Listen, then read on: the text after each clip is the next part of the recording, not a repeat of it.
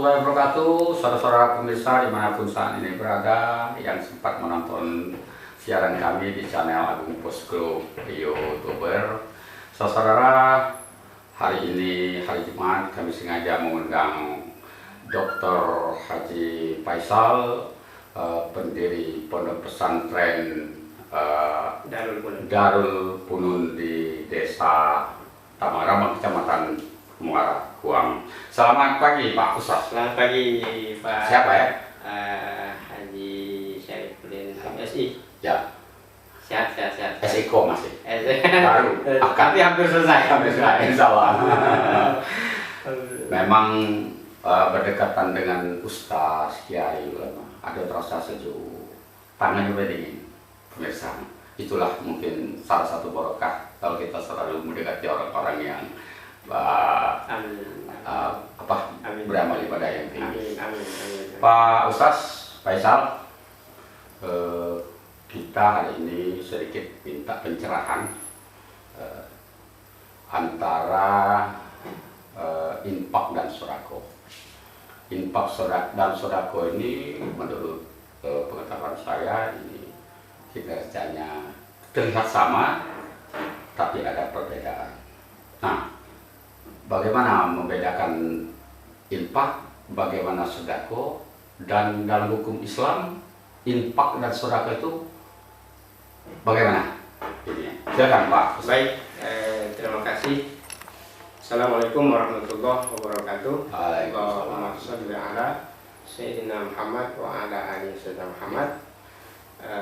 Sebuah pertanyaan yang cukup luar biasa dari Pak Haji Syarifudin selaku Owner Agung Pos.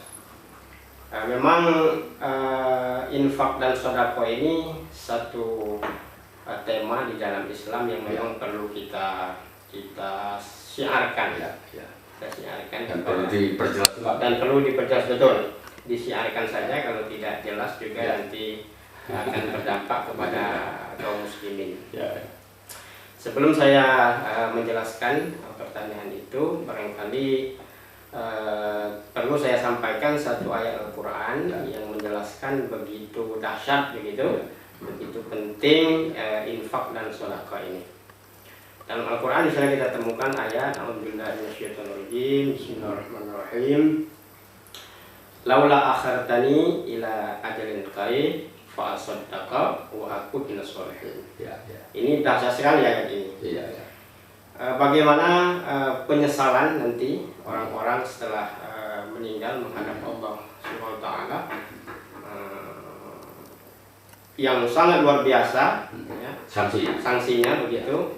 Ya Rabb, laula akhartani ila ajalin qarib, seandainya dari kematian ini kami dihidupkan lagi oleh Allah Subhanahu wa taala, maka hanya satu permintaan setiap manusia itu, Pak.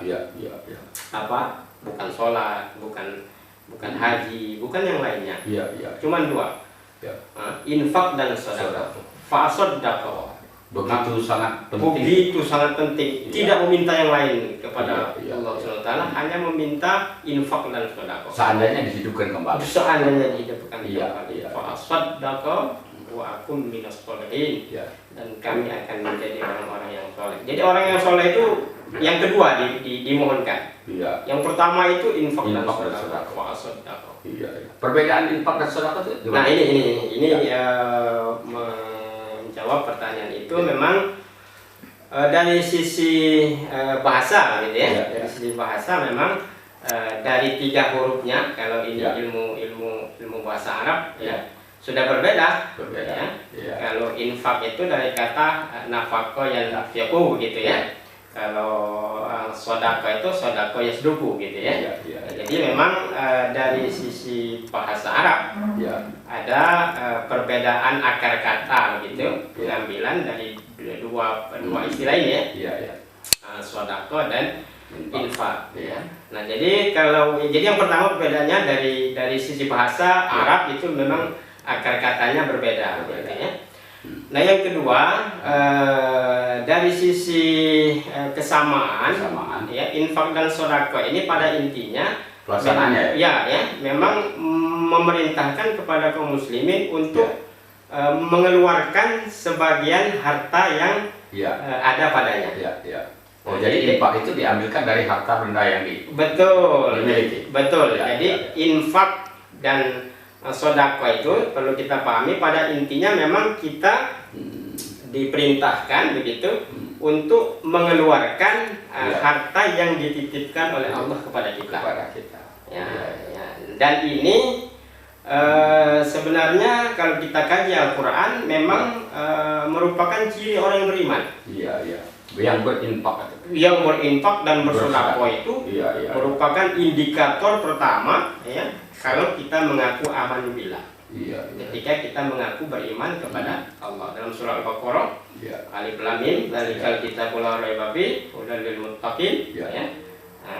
Alladzina yu'minuna bil ghaibi wa yuqimuna shalah wa mimma razaqnahum yunfiqun. Subhanallah. Nah, jadi yang pertama ingin saya tekankan bahwa dari infak dan sedekah ini Allah memerintahkan kalau kita mengakui Allah sebagai Rabb kita, maka wajib kita untuk mengeluarkan sebagian harta yang ada pada kita, bisa dalam bentuk infak, bisa dalam bentuk sedekah. Nah, kalau infak ini lebih kepada syiar ya, lebih kepada syiar pembangunan yang itu sifatnya lebih bukan kepada persen, bukan kepada persen, ya kepada misalnya pembangunan pesantren, fisik ya. Fisik, betul ya. Boleh itu kita ini kan lebih kepada fisik begitu ya, lebih kepada pesantren, pembangunan masjid, pemberdayaan sumber daya SDM yang besar gitu. Nah, jadi itu lebih tepat kita katakan infak. Jadi kalau persen ya, sifatnya persen itu harta yang kita keluarkan itu istilahnya lebih kepada sedekah. Jadi dari sisi yang ujung-ujungnya masih sedekah. Tapi ada beda tadi. Jadi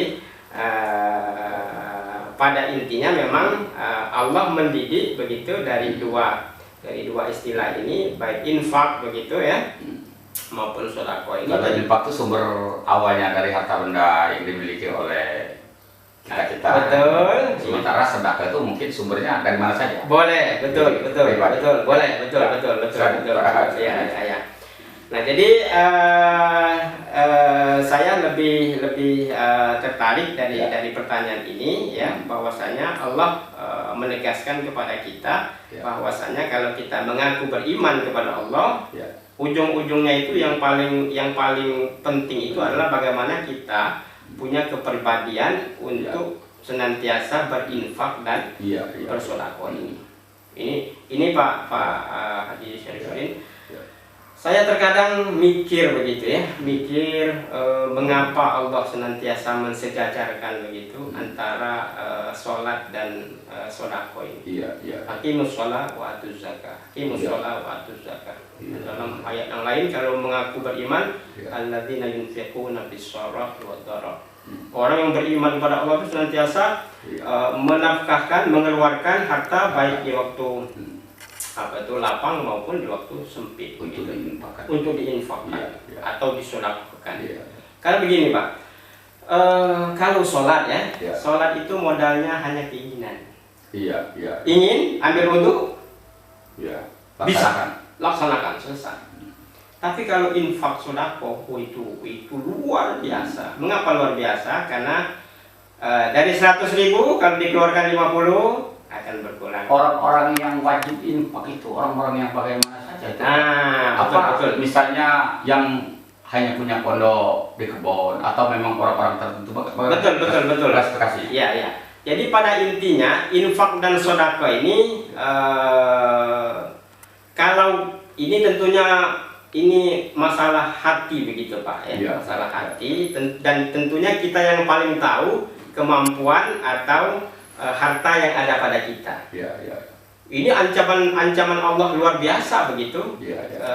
Kalau orang punya harta tapi dia tidak punya keinginannya, untuk menginfakkan atau mensodakokan dalam hadis yang sahih begitu, nanti hartanya ini akan dijadikan ular oleh Allah, dan ular ini nanti akan menghisap dirinya, dan dia berkata, saya adalah harta yang kau tumpuk-tumpuk. Artinya sanksi dari Allah SWT apabila orang yang wajib berinfak tidak berinfak, ada risiko yang tinggi artinya. Betul Pak.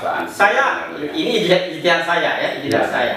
Saya mengkategorikan orang yang memang betul berkelebihan harta begitu, tapi tidak punya keinginan untuk berinfak dan bersedekah, maka keimanannya dipertanyakan. Ada nggak batasan jumlah kekayaannya? Misalnya dia punya mobil, rumah, atau sebatas dia sepeda saja. Ya, betul. Dalam konteks infak dan sodako, beda dengan zakat ini, ya. Dalam konteks infak dan sodako sebenarnya tidak ada batasan, Pak. Tidak ada batasan. Jadi ketika kita merasa mau begitu, ya, dan itu ukurannya kita sendiri kan. Ada waktu tidak tuh berinfak itu? Kalau berinfak tidak ada waktu. Kalau zakat ada? Zakat ada, betul. Nanti barangkali kesempatan lain kita fokus ke zakat. Jadi memang ada perbedaan antara infak, sodako dan zakat. Nah, kita fokus hari ini infak dan di season terakhir Pak Dr. Haji Faisal mungkin ada semacam saran, masukan kepada pemirsa, silakan Pak. Ya, terima kasih Pak Haji Syarifudin MSI selaku owner Agung Pos. Luar biasa, memang jarang dikaji ini tema ini antara infak dan sodako ini, karena ini merupakan satu amaliyah yang begitu penting Allah tekankan.